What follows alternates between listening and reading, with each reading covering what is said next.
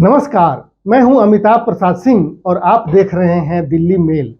दोस्तों, भारत की राजधानी दिल्ली न केवल देश का राजनीतिक केंद्र रही है, बल्कि यहां की आर्थिक नीतियां और बजट भी समय समय पर सुर्खियों में रहे हैं। विभिन्न सरकारों द्वारा पेश किए गए बजट दिल्ली के विकास, चुनौतियों और बदलते परिदृश्य की कहानी बयां करते हैं। आइए इस आर्थिक यात्रा को करीब से देखें और जानें कि दिल्ली का बजट आज़ादी के बाद से अब तक कैसे विकसित हुआ।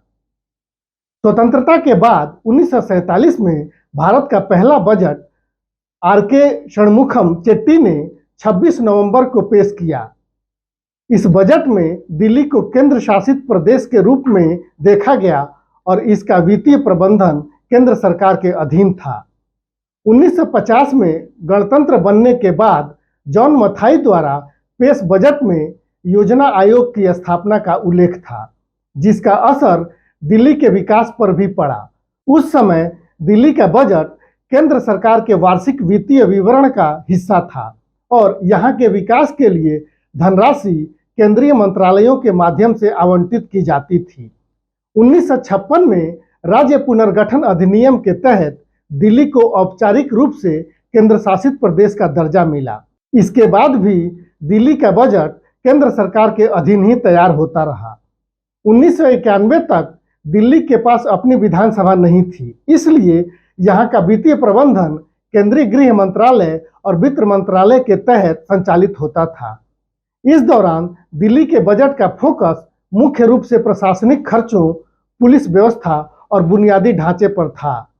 1991 में 69वें संविधान संशोधन के तहत दिल्ली को राष्ट्रीय राजधानी क्षेत्र का दर्जा मिला और 1993 में पहली विधानसभा का गठन हुआ। इसके साथ ही दिल्ली सरकार को अपने बजट को तैयार करने और पेश करने का अधिकार मिला।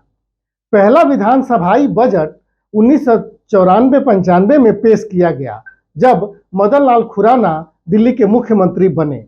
उस समय बजट का आकार करीब 2500 करोड़ रुपए था।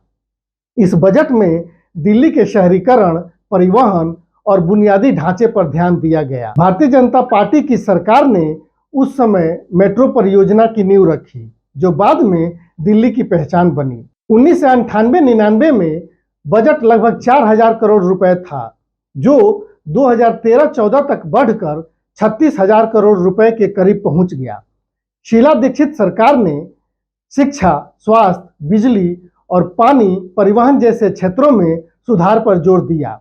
इस दौरान दिल्ली मेट्रो का विस्तार, कॉमनवेल्थ गेम्स 2010 की तैयारी और हरित दिल्ली जैसे प्रोजेक्ट्स बजट का हिस्सा बने। 2015 में आम आदमी पार्टी की सरकार बनने के बाद दिल्ली के बजट में नया मोड़ आया। अरविंद केजरीवाल के नेतृत्व में पहला बजट 2015-16 में पेश किया गया, जिसका आकार 41,129 करोड़ रुपए का था। आप सरकार ने शिक्षा, स्वास्थ्य और बिजली सब्सिडी को प्राथमिकता दी। 2019-20 तक बजट बढ़कर 60,000 करोड़ रुपए का हो गया, जो पिछले 4 सालों में लगभग 2 गुना था। यहाँ खास बात यह थी कि दिल्ली सरकार ने केंद्र से विशेष सहायता लिए बिना और कर्ज के बोझ से बचते हुए यह वृद्धि हासिल की। 2023 में आप सरकार ने 78,800 करोड़ रुपए का बजट पेश किया, जिसमें 21,000 करोड़ रुपए बुनियादी ढांचे के लिए आवंटित किए गए। वित्त मंत्री कैलाश गहलोत ने इसे साफ, सुंदर, आधुनिक दिल्ली का नारा दिया। इस बजट में मोहल्ला क्लिनिक, मुफ्त बिजली, पानी और महिलाओं के लिए मुफ्त बस यात्रा जैसी योजनाएं शामिल थीं। इस वर्ष 27 सालों के बाद भाजपा की सरकार बनने के उपरांत मुख्यमंत्री रेखा गुप्ता ने वर्ष 2025-26 के लिए 1 लाख करोड़ रुपए का रिकॉर्ड बजट पेश किया है। इसमें आम लोगों से लेकर व्यापारियों, महिलाओं, युवाओं, पर्यावरण, स्वास्थ्य, शिक्षा, यमुना की सफाई, परिवहन, प्रदूषण, सुरक्षा आदि विषयों पर विशेष ध्यान दिया गया है। कुल मिलाकर ये बजट नारी सशक्तिकरण, स्वच्छता, पर्यावरण और स्मार्ट विकास पर केंद्रित है, जो दिल्ली को एक समुचित, सशक्त और आधुनिक राजधानी बनाने की दिशा में एक बड़ा कदम माना जा रहा है।